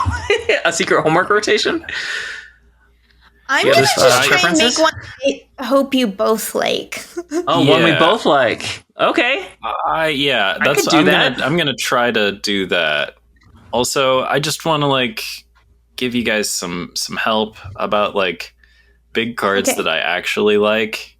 Oh yeah, okay. There are like 3 6 costs that I play at all, and they are Heimdall. Apocalypse, Heimdall, and Magneto. Basically, I don't need any other 6 costs in my collection. I guess sometimes I play Destroy for bounties, and I will play the 6 cost Destroy cards. Mm-hmm. But I mean, like, I guess these are just big cards. It doesn't have to be 6. It could also be 5s. And I play even fewer 5 cost cards. My suggestion... Can we do a 5 or a 6 cost? We can talk about this. My suggestion was a card you would actually want to play at 6, because you could convince me to play a 6 cost that's discounted. Some of my favorite cards are 5s, which is why I went to 6. But if we want to do 5, that's fine.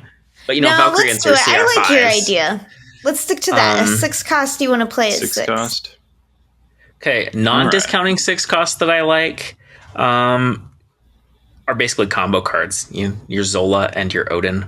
I'll play others. I play Alioth sometimes now.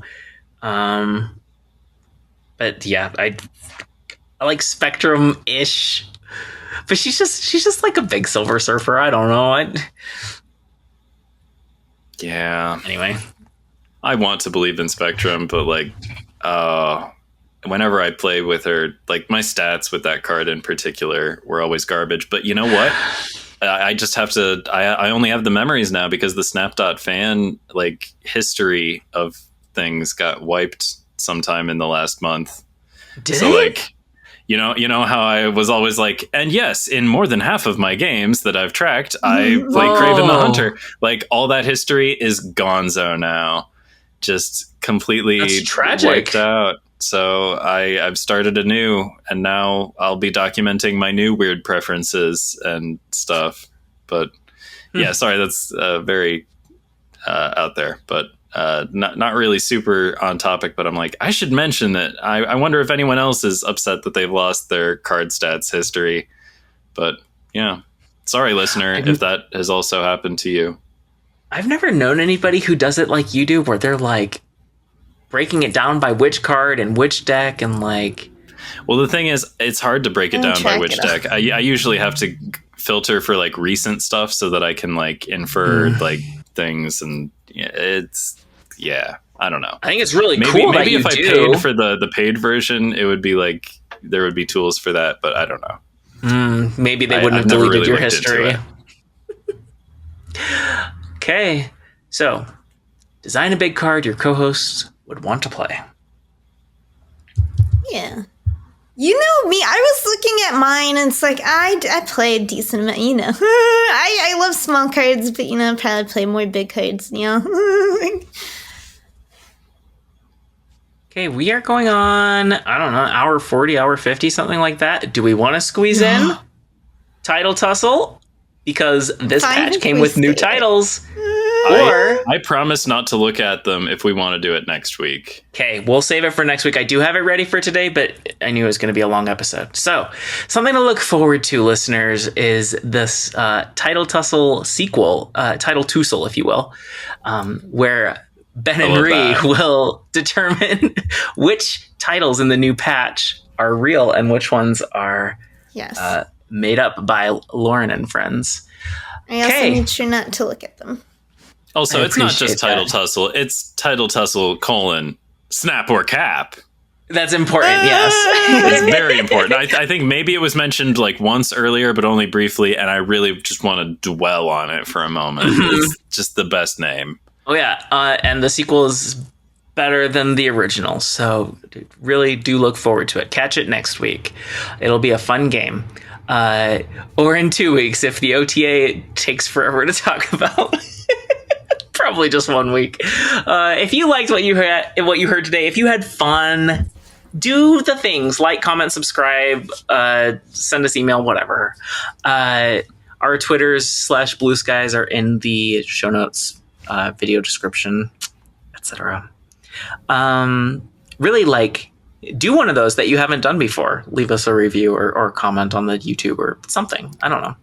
I think rewatches the Spotify comments. I do. Thank you, our 2 Spotify commenters. To us. We appreciate them. We all appreciate them. Yes. I show them.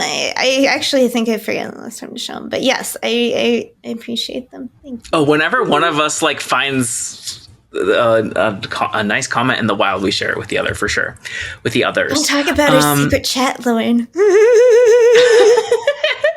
Hey, we need to prep a show. Okay, we are part of the Snap Judgments Network. As previously mentioned, we all featured on Snap Decisions this week. It was like a 2 or 3 hour episode. It was a lot, but it was so fun to be with Joe. If you haven't tried that podcast before, or even if you have, catch that episode. Other shows on the network really include How Can She Snap and Snap Judgments. That's it. That's the show. If you want to play Title Tussle Snap or Cap, tune in next week. Same Snap time, same Snap channel. Title Yeah. Oh no, I couldn't resist. I totally messed up. That's so good. I love Title Tussle. It's issue 1, and it's like now I screwed up a comic thing. For Alias? Yeah, what happened issue 1? I said like everyone knows Captain America's secret identity, Steve Rogers. It's like a whole whatever. Read Alias. I've looked into Alias before on your recommendation, and the cover art is beautiful. It uses a lot of like mixed media or collage, right? Yep. Michael Gaydos, who I hope I'm getting that right. I'm so tired. I haven't been sleeping. I think he did the art for all the original Alias stuff. It's gorgeous. I think he has variants in the game. Ooh. Well, it's on like my maybe like top 3 list of comics I want to check out. Mostly on your recommendation. I need to reread it. It's in my and I have all of the Ultimate Spider-Man too. I've been wanting, since Ben's been talking about it, I've been wanting to reread it as well. I have the whole.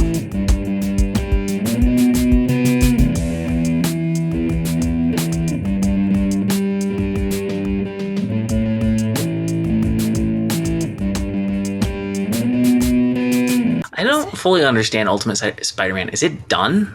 Like, it's a whole run that is finished, or is it ongoing? Yes. Okay. So, this is your thing. Oh, Ben. no, you go ahead, Ray. I think I know the answer, but I'm sure you know the answer in greater detail than I do. Okay, so but, the like, Ultimate I think that the Universe... Ultimate Universe got, like, absorbed or something, right?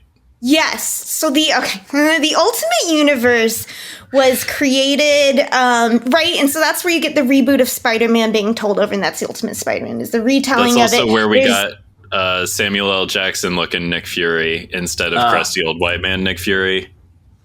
Also, Gotcha. Kate Bishop is like Hydra in that. Like, there's all these Ultimate versions. However, right, this is where Miles Morales came from, was the Ultimate Universe. So, but eventually, the most successful thing in the whole, and I've read multiple little series in the Ultimates universe, was Ultimate Spider-Man, culminating in, the creation of Miles Morales, the character after Peter Parker dies in that universe.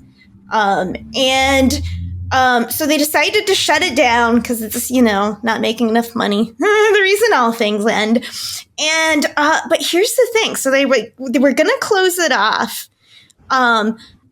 but we want to save Miles. Because Miles is the most successful character, but we don't care about any of the other characters.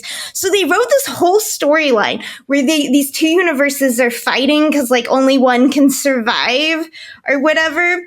And, you know, Reed Richards involved, like he always is and stuff. And so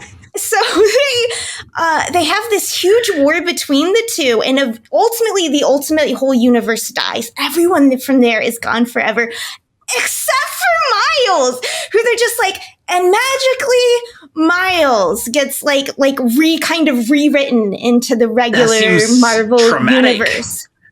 And not only is he the only character to survive, and he gets kind of recreated in this, they bring back his dead mom. Literally the only character. I thought they. Yes.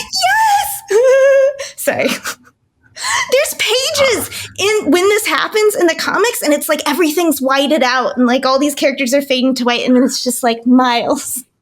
How is this kid not just a mess? It's so insane. I don't think he knows. Oh, his memory got erased too, along with his entire universe. I'm trying to remember. I read Miles a while after this happened. I'm not current with it, but like, yeah, and he got it's Christmas. Not only is the only character from an entire universe to survive, his dead mom is alive now in this universe, because the whole thing in the original storyline with him and his dad, and so anyway. It's just so hilarious that they wrote this whole plot line just to save the one popular character. Oh, but sorry, the thing is that it's come back now. They've rebooted Ultimate. And that's what, yes, the Jonathan Hickman You Keep, which I unfortunately have not read, but everyone keeps hyping. That's what they're hyping. They're now relaunching it. So, like, that's a new thing. Yes. Is it the same universe and it came back somehow? No, because I'm reading the Ultimate X-Men from that universe. It's the one that Peach Momoko is writing. Yeah. The art in it is very good. To me. Yeah. The art in it is very good. I won't lie. I'm like not the most into the Ultimate X-Men writing that I could be, but you know, I have a thing for art. So like, but it's like, it's not the same exact thing that was in the last Ultimate universe. So I don't know all the differences. All right, I'm sorry that I went on. I guess Ultimate Reed Richards is also still a current concern. I guess he's the maker. Yes, he's evil. That's when Reed Richards is evil. He's called the maker. But it's specifically Ultimate Reed Richards. From, it's always a version. Evil version. Great. I guess the only person who's tried to discuss the whole history of Miles Morales with him is Gwenpool, apparently. That's what I'm reading. She would know because of her comics knowledge. Probably. That's a messed up thing to bring up with somebody. Yeah, your universe died. What's up with that? You're just thinking about Gwenpool again. She is a great card. It's true. She is a great card. Love that card.